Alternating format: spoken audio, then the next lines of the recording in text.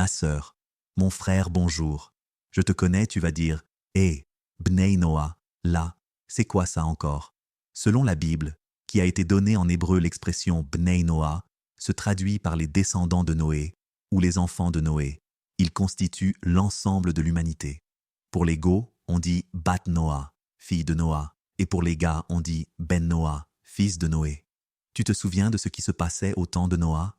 Tous les hommes et tous les animaux se débauchaient sur terre. La colère de Dieu s'est enflammée et il a décrété un déluge de 120 jours. C'est là qu'intervient le personnage de Noah, qui était le plus juste de sa génération et qui a trouvé grâce aux yeux de Dieu.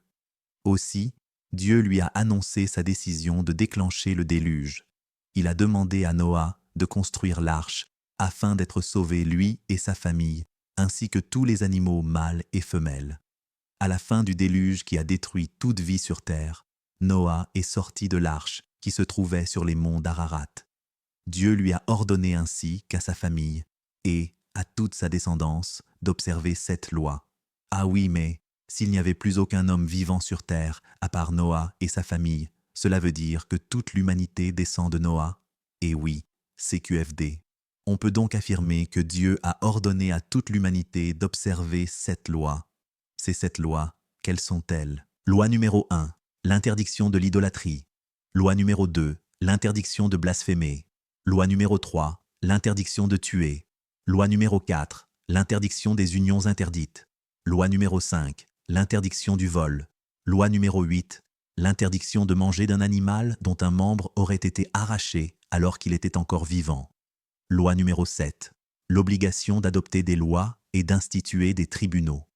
Bien que tous ces commandements découlent de la logique humaine, ils doivent être observés par les Bnei Noah, en ce qu'ils ont été ordonnés par Dieu. Selon la tradition juive, les 7 lois ou commandements de Noah ont été réaffirmés et détaillés au moment du don de la Torah, au mont Sinaï, au mois de Sivan. En effet, ces 7 lois sont des principes généraux qui s'articulent dans de nombreuses lois qui en sont l'application, comme une loi et ses décrets d'application si tu veux. En résumé, Dieu s'est adressé à toute l'humanité en leur ordonnant 7 lois. C'est ce que l'on appelle les 7 lois des Bnei Noah. Voilà, tu trouveras des références dans la description. Si tu as des questions ou des remarques, dis-le dans les commentaires. Dans les prochaines vidéos, nous détaillerons chacune de ces lois, alors abonne-toi à la chaîne Bnei Noah Afrique pour ne rater aucune vidéo. Ma sœur, mon frère, like là, c'est gratuit, faut liker seulement. Merci.